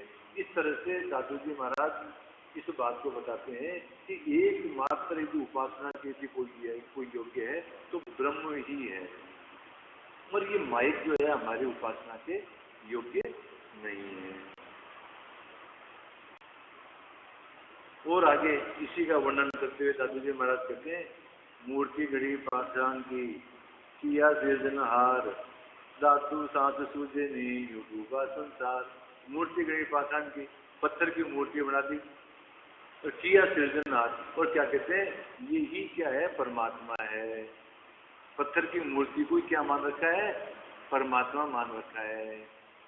तो दादू सांस सूझे नहीं, दादू जी महाराज कहते हैं इस दुनिया को सांस तो दिखाई नहीं देता बाबा, यूं डूबा संसार, ये सारा संसार इसी चक्कर में डूबा हुआ है। पत्थर की मूर्ति बहुत सुंदर बनाकर उसका नाम सृजनहार रख दे, तो उससे क्या काम सिद्ध होता है। सृजनहार तो सृष्टि की उत्पत्ति पालन संहार कर्मानुसार करते हैं, इसलिए उस नकली मूर्ति को त्याग कर असली सृजनहार की उपासना करनी चाहिए। दादू जी महाराज जो है मूर्ति की उपासना के विरोध में है। आगे भी दादू जी महाराज कहेंगे कि सोई देव पूजो जे टांची नहीं गढ़िया, ये गर्भवास नहीं अवतरिया, मैं उसी देवता की पूजा करता हूँ जो टांची के द्वारा गढ़ा हुआ नहीं है। ये जो मूर्ति की पूजा है ये क्या है? माया की पूजा है। और दादू जी महाराज का इष्ट है मायाती, माया से भी जो परे है वो है। एक कोई संत जा रहे थे मंदिर के पास से, तो कोई बोले महाराज ठाकुर जी के दर्शन कर लो। मंदिर के बाहर बैठे होंगे कोई आदमी, महाराज ठाकुर जी के दर्शन कर जाओ संत जी से। तो संत बोले दर्शन तो करने जाऊं, परंतु सामने सिंह की मूर्ति थी, मतलब तो कहते हैं कि वाह मैं अंदर आ तो जाऊं परंतु ये सिंह की मूर्ति मेरे को खा जाए तो। संत ने क्या कहा, ए बाबा सिंह बैठा है, नार बैठा है, मूर्ति थी सिंह की, तो ये सिंह खा जाए मेरे को तो इसलिए मैं तो नहीं आऊं बाबा, मेरे को दर्शन नहीं करने, ये नार खा जाए मेरे को। तो पुजारी क्या कहता है, महाराज ये खाने वाली सिंह नहीं है, ये तो ऐसे ही है। क्या? ये तो खाली मूर्ति है, खाने वाली मूर्ति, खाने वाला सिंह असली सिंह नहीं है। तो संत बोले ये खाने वाली सिंह नहीं है तो वो मूर्ति भी मेरा कल्याण करने वाली नहीं है। तुम्हारे मंदिर में जो मूर्ति, जब तुम्हारा जो सिंह जो असली नकली है, तो तुम्हारी मूर्ति भी अंदर जो बैठी हुई वो क्या है? नकली है। तो मूर्ति गढ़ी पाषाण की, किया सिरजनहार, दादू सास तुझे नी डूबा संसार, सकल भवन भाने गढ़े चतुर चलावन हार, दादू सो सूझे नी जिसका वार न पार। जो वास्तविक जो परमात्मा है, जो वो दिखाई नहीं देता है। सकल भवन भाने गढ़े, जिसने संपूर्ण भवनों की रचना की है, जिसने संपूर्ण ब्रह्मांड की रचना की है, चतुर रचना की और चतुर चलावन आर पर इसका संचालन कर रहा है। देखो टाइम के ऊपर सूर्य और चंद्रमा टाइम से उगते हैं, टाइम से अस्त होते हैं। समुद्र जो है अपनी मर्यादा के अंदर है। इतने सारे तारे हैं तो कोई आपस में टकराता नहीं है, सब अपनी अपनी गति के अंदर सुरक्षित हैं।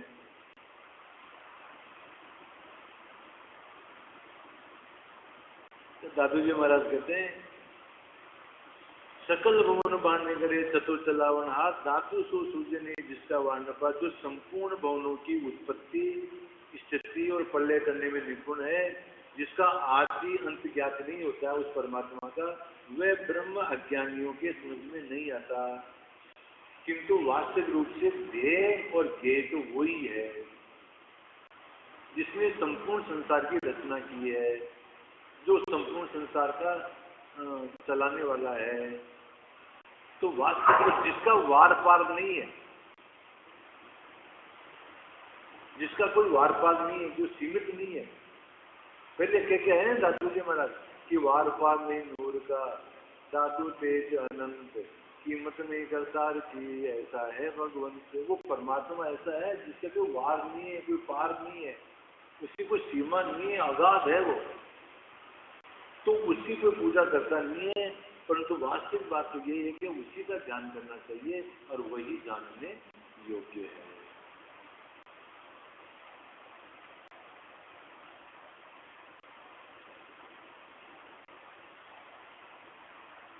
इस तरह से दादू जी महाराज इस माया के अंग के अंतर्गत माया का वर्णन किया। आगे कुछ साखियां ऐसी है माया के इनकी जिनकी व्याख्या करना उचित नहीं समझता हूँ, इस कारण से उनको छोड़ करके और माया के अंग को यहीं विश्राम देते हैं। परंतु साथ में माया के जो माया का स्वरूप तो बता दिया, परंतु माया से छूटे कैसे, इसके बारे में 5-10 मिनट विचार करते हैं। माया के अंग में बहुत जगह पर स्त्री रूप की निंदा की गई है, क्योंकि जब से माया का अंग चला है, जब से हम बता रहे हैं कि माया का मोटा जो रूप है वो कनक और कामनी है। माया कनक और कामनी है, तो माया के अंग में बहुत जगह पर स्त्री रूप की निंदा की गई है उसका तात्पर्य निंदा से नहीं है। स्त्री माता भी है, बहन भी है, पत्नी भी है, देवी भी है, और ये सब वंदनीय है। स्त्री में जो भोग बुद्धि से आसक्त रहते हैं, उस आसक्ति की निंदा है, स्त्री की नहीं है। ये देखो, यहाँ बहुत ध्यान की बात है। संतों की वाणियों के अंदर स्त्री की जो निंदा की गई है, तो वो वस्तुतः स्त्री जाति की निंदा बिल्कुल नहीं है। भोग जो बुद्धि है, आज की जो अपने जो सत्संग प्रारंभ हुआ था, उससे पहले ये कहा गया था कि भोग और लोभ, इनका खंडन किया गया है, न कि कनक और कामनी का खंडन किया गया है। स्त्री मातृशक्ति है, और मातृशक्ति के बिना सृष्टि संचालन ही रुक जाएगा, इसलिए माता को तो सदैव ही नमन है। तो कुल मिलाकर के माया का तात्पर्य अज्ञानवश कोई आदमी ये समझ लेते हैं कि जो है भाई संत लोग जो है कनक और कामनी का खंडन करते हैं, तो कनक और कामनी का खंडन का तात्पर्य केवल भोग बुद्धि का और लोभ वृत्ति का खंडन है। जहाँ भोग बुद्धि को हटा करके और लोभ को हटा करके यदि हम कनक और कामनी का मतलब जैसे पैसे का यदि उपयोग करते हैं और लोभ रहित होकर करते हैं, परार्थ में यदि उसका उपयोग करते हैं, परोपकार में यदि उपयोग करते हैं, तो बाद में उसका कोई दोष नहीं है। जैसे कल भी प्रसंग आया था कि संतों के पास में माया आती है, परंतु वो क्या करते हैं, अपने व्यक्तिगत उपयोग में लेकर के और सार्वजनिक उपयोग के अंदर उसका उपयोग करते हैं, परोपकार के लिए उसका उपयोग करते हैं। तो ये वंदनीय है, ये अच्छी बात है। तो ये बात ये अच्छी तरह से समझ लेना चाहिए कि स्त्री का खंडन नहीं है, भोग का खंडन है, और भोग तो जो है वस्तुतः पतन करने वाला ही है। तो अब माया का इतना वर्णन किया गया, तो अब यहाँ प्रश्न उठता है कि इस माया से छूटे कैसे।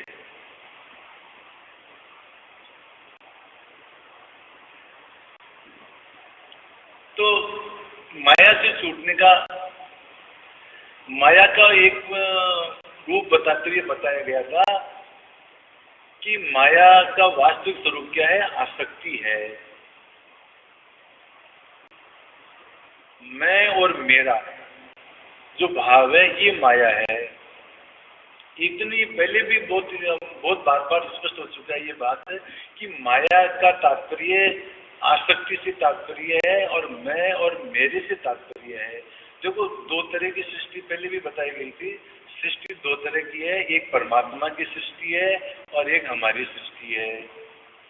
हमारी सृष्टि में हमने क्या कर रखा है कि किसी को अपना मान लिया और किसी को पराया मान लिया। तो ये अपना और पराये की जो बुद्धि है, यही माया है। मैं और मेरापन का जो भावना है, आसक्ति की जो भावना है, यही क्या है, माया है। तो कुल मिलाकर के एक तो अपना मानना, और एक भोग और एक लोभ, ये माया के रूप हैं। तो भोग का त्याग करना है और लालच का त्याग करना है, तो माया से अपने आप ही छूट जाएंगे। तो माया से मुक्ति प्राप्त करने के लिए संतों ने दो उपाय बताए हैं, एक तो ज्ञान और एक वैराग्य। ज्ञान के द्वारा और वैराग्य के द्वारा हम माया से मुक्त हो सकते हैं। और वैराग्य कब आएगा? देखो, वैराग्य के भी दो अर्थ होते हैं। वैराग्य का एक अर्थ तो ये होता है त्यागना, छोड़ना, और एक वैराग्य का अर्थ ये होता है, विशिष्ट राग को वैराग्य कहते हैं। हमारी वर्तमान के अंदर जैसे मान लो इस संसार के अंदर भी हमारा राग है, तो संसार की तरफ से राग को हटा करके और परमात्मा की तरफ यदि हम राग लगा देते हैं, तो वही क्या हो गया, वैराग हो गया। इतना सरल मार्ग बताया है संतों ने। एक दिन पहले भी प्रसंग आया था कि संत फरीद जो है चावल के खेत में बैठे हुए थे, चावल के खेत में जो है क्या होता है कि मतलब पोद वो होती है चावल की, तो उस पोद को उठा करके और दूसरी साइड में से लगाना पड़ता है। तो वो अपने चावल के खेत में बैठ करके अपने पोद उखाड़ रहे थे, तो किसी संत ने जाकर के पूछा कि महाराज उपदेश दो, परमात्मा की प्राप्ति कैसे की जाए। तो उसने संत ने कहा, फरीद ने कहा, अरे परमात्मा की प्राप्ति तो बहुत सरल है, यहाँ से उखाड़ना और इधर लगा देना, बस इतना सा तो काम है। इस जैसे वो जो चावल के जो पौधे को यहाँ से उखाड़ते हैं और दूसरी साइड में लगा देते हैं, तो परमात्मा की प्राप्ति करना क्या है, इस माया के चक्कर में पड़े हुए हैं, आसक्ति के चक्कर में पड़े हुए हैं, संसार की आसक्ति में पड़े हुए हैं, यहाँ से आसक्ति को हटाओ और परमात्मा के अंदर लगा दो, बस इतना सा ही तो काम है। तो ये वैराग्य क्या है? वैराग्य का मतलब ये है, एक तो छोड़ना अथवा विशिष्ट राग, परमात्मा की तरफ प्रेम हो जाना ही वैराग्य है। और ये वैराग्य की अलग अलग स्थिति आती है। आदमी के अंदर कोई घटनाएं हो जाती हैं कई बार, तो उससे जो है आदमी को क्या हो जाता है, वैराग्य हो जाता है।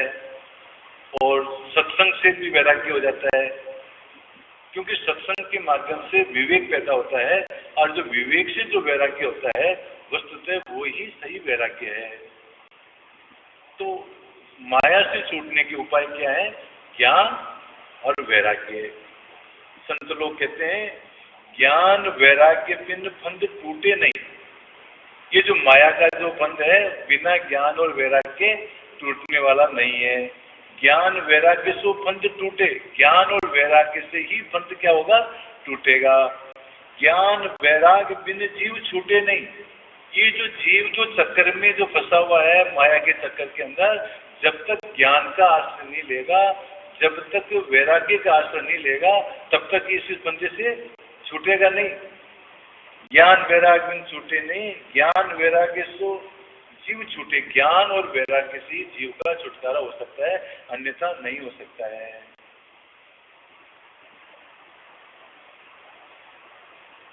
देखो वैराग्य के बारे में कहते हुए कहा गया है कि वैराग्य के बिना ज्ञान का उद्भव हो ही नहीं सकता।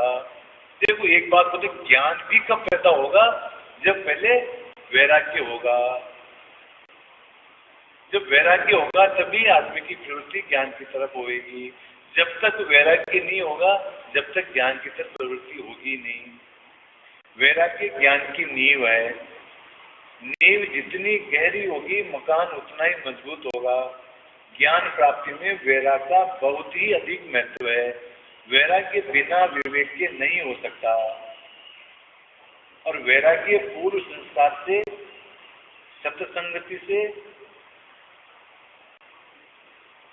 और कोई घटना वगैरह हो जाती है ना, उससे भी वैराग्य हो जाता है। जैसे मान लो किसी की स्त्री मर जाती है, तो उससे भी क्या हो जाता है? वैराग्य हो जाता है। घर में झगड़ा हो जाता है, तो उससे भी वैराग्य वगैरह हो जाते हैं। अस्तु, वैराग्य की प्रशंसा करते हुए संस्कृत कवि कहते हैं कि न सुखम देव राजस्य, इंद्र को भी सुख नहीं है। इंद्र तो मतलब स्वर्ग का राजा है, परंतु उसको भी सुख नहीं है। न सुखम देव राजस्य न सुखम चक्रवर्ती ने, जो चक्रवर्ती जो सम्राट है, पृथ्वी की पूरी पृथ्वी का जो मालिक हो जाता है, उसको भी सुख नहीं है।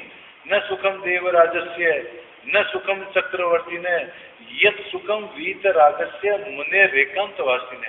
जो सुख जो है एकांतवासी मुनि को है, वो सुख जो है उनको भी नहीं है। क्यों नहीं है उनको? क्योंकि देखो, जब तक हमारे अंदर, किसी भी व्यक्ति के अंदर जब तक चाह है, जब तक आशा है, जब तक आदमी सुख और शांति से नहीं रह सकता है।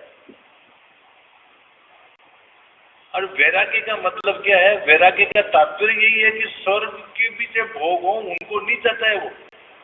स्वर्ग लोग जो भोग जो थे उनको त्याग, स्वर्ग के भोगों का भी जो त्याग कर देता है, वो ही वास्तविक रूप से वैराग्य है। ना सुख काजी पंडिता, ना सुख भूख भया, सुख सहजा ही आवसी तृष्णा रोक गया। वाह वाह। काजी हैं, पंडित हैं, विद्वान हैं, इनको भी क्या है, सुख नहीं है। इनको तो बहुत कष्ट है बाबा। पंडितों को, काजियों को, उपदेश देने वालों को तो बहुत कष्ट है। तो ना सुख काजी पंडिता, ना सुख भूप भया, राजा होने के बावजूद भी तो सुख नहीं है। क्यों नहीं सुख है? कि मतलब उनको हमेशा इस बात का डर लगता रहता है कि कभी जो है कोई हमारे ऊपर आक्रमण न कर दे, कभी कोई शत्रु जो है हमारे ऊपर आक्रमण कर दे, जीत ले, प्रजा में कहीं पर कोई अशांति न हो जाए। सुख सहजे ही आवसी तृष्णा रोक गया। वास्तविक समस्या क्या है? जब तक तृष्णा है, जब तक सुख नहीं हो सकता है। और जिस दिन तृष्णा मिट गई, उस दिन जो है सुख आ जाएगा।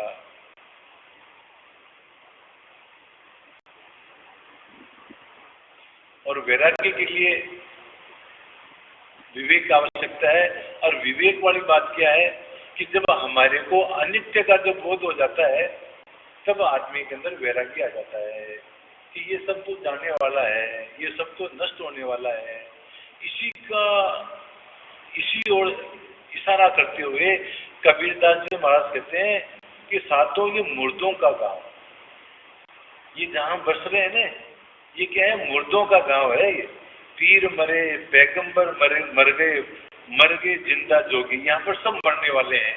जब इस मरने वाली बात जब हमारे दिमाग में घुस जाती है, तो अपने आप वैराग्य हो जाता है।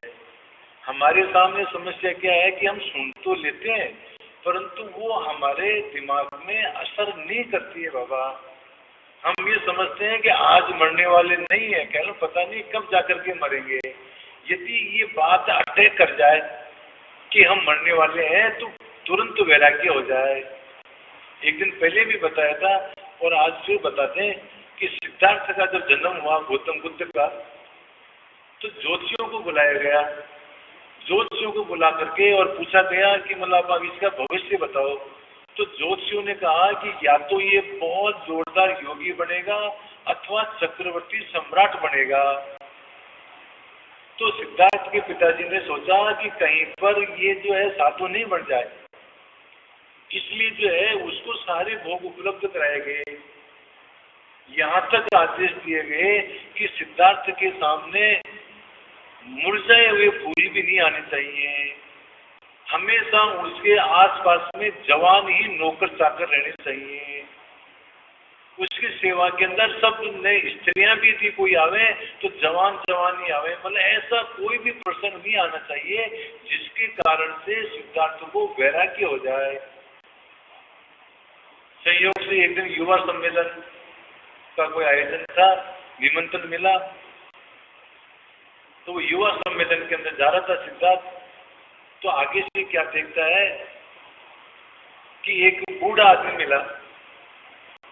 तो उसने अपने उसे पूछा रथ वाले से कि ये क्या है, ये क्या है? कि ये बूढ़ा है। पर इसके जो ये गाल कैसे पिसक गए हैं, इसके ये बाल जो है ये सफेद कैसे हो गए हैं, ये इसकी कमर कैसे झुक गई है, इसकी जो ये जो त्वचा जो है ये कैसे ढीली पड़ी हुई है। कहते हैं कि महाराज ये जो है बूढ़ा है। तो बूढ़ा कौन होता है? सिद्धार्थ पूछता है। अरे बूढ़ा कोई होता नहीं है, सभी को होना पड़ता है। ऐसा कोई आदमी नहीं है जो बूढ़ा न होवे। तो सिद्धार्थ ने पूछा क्या मैं भी बूढ़ा होऊंगा? कि महाराज मेरे को वैसे तो मना कर रखा है कि इस तरह की बातें सिद्धार्थ के सामने नहीं होनी चाहिए, परंतु वास्तविक बात यह है कि बूढ़ा तो सबको ही होना पड़ेगा।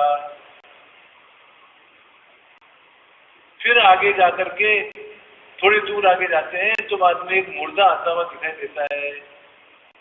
4 आदमी जो है उसे कंधे पर लेके चल रहे हैं। तो सिद्धार्थ पूछता है कि ये क्या है? कि ये मर गया। कि मर गया क्या होता है? अरे मर गया होता नहीं है महाराज, सबको ही मरना पड़ता है। तो बाद में वो सिद्धार्थ ने क्या किया, मैं भी मरूंगा। कहते महाराज जब ये तो सबकी मरना तो सबको पड़ेगा। तो बाद में वो क्या कहता है कि अब मेरे को युवा सम्मेलन में जाना नहीं है, अब तुम वापस चलो। मैं जो है मतलब मरूंगा नहीं, मैं तो मर ही रहा हूं। क्या मरूंगा नहीं, ये वास्तविक बात है। कोई एकदम मृत्यु थोड़ी आती है, धीरे धीरे आयु खत्म। हम तो जो मतलब मृत्यु के पास में जा रहे हैं, तो सिद्धार्थ क्या कहता है कि मैं मरूंगा नहीं, मैं तो मर ही रहा हूं। आगे जो है वापिस जब आने लगे तो बाद में एक साधु मिल गया लाल कपड़े वाला। तो ये क्या है कि ये जो है ये साधु बन गया। कि साधु बनने का मतलब क्या होता है कि साधु बनने का मतलब है कि संसार को छोड़ दिया। इस संसार के अंदर एक ऐसी भी तत्व है कि जो अजर है, अमर है, जो बूढ़ा नहीं होता है, जो अमर हो जाता है, जो मरता नहीं है, ऐसे तत्व की खोज करने वाला साधु है ये। तो सिद्धार्थ ने संकल्प किया मैं भी उस अजर और अमर की खोज करूंगा। तो देखो मुर्दे को देख करके और वृद्ध को देख करके सिद्धार्थ के दिमाग में अटैक हो गया, उसके जो है असर पड़ गया और वो रात को ही जो है अपना छोड़ के चला गया। और हमारे जो है दिमाग के अंदर ये बात असर नहीं करती है। यदि ये बात असर कर जावे कि हम मरने वाले हैं तो हम सब अनर्थ छोड़ दें, परंतु हम तो बेहोश हैं, हमारी समझ में नहीं आती है। यदि इस प्रकार से भी वैराग्य हो जावे, इस प्रकार की घटनाएं देख करके, तो जो है पार पड़ जाए। तो क्या पार पड़ जाए? माया से छूट जाए। माया से अब प्रकरण क्या चल रहा है अपना? माया का जो है प्रकरण चल रहा था, माया से कैसे छूटा जाए। माया से छूटने के दो उपाय हैं, ज्ञान और वैराग्य। ज्ञान प्राप्ति के लिए पहले वैराग्य की आवश्यकता है, और वैराग्य जो है किसी घटना से हो जाता है। जैसे देखो सिद्धार्थ को मुर्दे को देख करके, बूढ़े को देख करके हो गया, इसी प्रकार से ज्यादा विस्तार में तो नहीं बताऊंगा, परंतु दादूजी महाराज के जो सबसे बड़े शिष्य सुंदरदास जी महाराज थे, उनको जो है अपनी स्त्री के देहांत का समाचार सुन करके और वैराग्य हो गया था। ज्यादा विस्तार में तो नहीं जाता हूँ, सामान्य से आपको बताना चाहता हूँ कि सुंदरदास जी महाराज बीकानेर जो महाराजा थे उनके जो है भाई थे, और किसी युद्ध के अंदर लड़ने के लिए गए थे। संयोग से वहां पर वो घायल हो गए और उनको जो है उनके साथियों ने उनको बचा लिया। और जब वापस जब वो लौट के आए तो संयोग से दुर्भाग्य से क्या हुआ कि बीकानेर में ये समाचार पहुंच गया कि सुंदरदास जी तो वहां पर युद्ध के अंदर काम आ गए, शहीद हो गए। तो जो सुंदरदास जी की जो स्त्री थी वो जो है जौहर हो गई पीछे से। जब आप जो वापस जब आ रहे थे तो इन राजा महाराजाओं के क्या होता है कि ये जो इनके जो पंडित लोग होते हैं, तो इनके एक प्रहलाद जी पंडित थे, तो वो उनका गया में श्राद्ध करने के लिए आए थे, दोनों का श्राद्ध करके आए। संयोग से क्या हुआ कि मथुरा के अंदर उधर से तो सुंदरदास जी महाराज आ रहे और इधर से जो है ये प्रहलाद जी, दोनों एक जगह मिल गए। तो दोनों ने पहचान लिया, सुंदरदास जी ने पहचान लिया कि ये मेरा पुरोहित है, और पुरोहित ने भी पहचान लिया कि ये हमारे महाराज हैं। तो उन्होंने पूछा सुंदरदास जी ने कि महाराज ये क्या?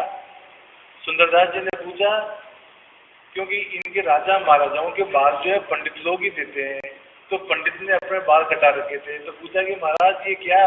तो पूछे कि महाराज अब क्या बताएं आपको, बताने वाली बात ही नहीं रही। नहीं बात बताओ, बात क्या है? कि बात ये हुई कि हमारे को तो ये समाचार मिला कि जो है आप तो जो वहां पर काम आ गए। तो ये बात सुन करके और जो है रानी साहब तो जोहर हो गई, और हम जो है आप दोनों का जो है गैया के अंदर श्राद्ध करा करके आ रहे हैं। जब ये बात सुनी तो बाद में सुंदरदास जी महाराज को वैराग्य हो गया कि जब अब जो है वह पत्नी ही जब जोहर हो गई नहीं रही, तो अब तो मैं क्या करूंगा, साधु ही बनूंगा। तो किसी घटना के कारण से भी वैराग्य हो जाते हैं। और सुंदरदास जी महाराज जो है दादू जी महाराज संप्रदाय के अंदर बहुत ही सिद्ध पुरुष हुए हैं, योगी राज के नाम से कहा जाता है, योगी राज सुंदरदास। उनके भी बहुत सारे चमत्कार है, कभी कोई आगे प्रसंग आएगा तब बात करेंगे। पर हमारे कोई फर्क पड़ता नहीं है इन बातों का, जब फर्क पड़ जाए तो वैराग्य आता है। अस्तु। आंधी आई ज्ञान की, दही भरम की भीत, माया ताती उड़ गई, लगी राम सो प्रिय। यदि जो है ज्ञान की यदि आंधी आ जावे तो परमात्मा से प्रीति हो जाती है। कृष्ण भगवान गीता में कहते हैं ज्ञानम लब्ध्वा परम शांतिम अचिरेणाति गच्छति। जिसने ज्ञान को प्राप्त कर लिया है तो परम शांति अचिरेणाति, जिसको यदि ज्ञान हो गया है परमात्मा का तो वो अचिर शांति को प्राप्त करता है। अर्थात यहाँ तक का है कृष्ण भगवान ने तो गीता के अंदर कि ऋते ज्ञानान्न मुक्ति, बिना ज्ञान के मुक्ति होना मुश्किल है। क्षणम ब्रह्माहम अस्मिति ये कुर्याद आत्मचिंतनम तन महापातकम हंति तम सूर्यो यथा। बहुत जोरदार बात करें। क्षणम ब्रह्माहम अस्मिति ये कुर्याद आत्मचिंतनम, एक क्षण के लिए भी यदि आदमी ये संकल्प कर ले कि मैं ब्रह्म हूं, एक क्षण के लिए भी, देखो वास्तविक बात क्या है कि मतलब कल्पना नहीं करनी है। वास्तविक बात तो क्या है, ब्रह्म ही है। जीवो ब्रह्म ही ना पर है, ये जीव क्या है, ब्रह्म ही है। अपने आप को जबरदस्ती जीव समझ रखा है, पर फिर भी ऐसा बताते हैं कि क्षणम ब्रह्मा हम अस्मिति ये कुर्याद आत्मचिंतनम। यदि एक क्षण के लिए भी कोई अपने आप को ब्रह्म समझ करके चिंतन करे कि मैं ब्रह्म हूं, कितनी देर, केवल एक क्षण के लिए, तो तन महापातकम हंति तम सूर्योदय यथा, तो महापातक से छूट सकता है, उसका उद्धार हो सकता है एक क्षण के लिए भी यदि अपने आप को यदि कोई ब्रह्म मान करके और चिंतन कर ले। तो संक्षेप के अंदर निवेदन ये करना चाह रहा हूं कि माया का प्रकरण चल रहा था, माया की बहुत व्याख्या की गई। माया से छूटने के उपाय हैं दो, एक ज्ञान और एक वैराग्य।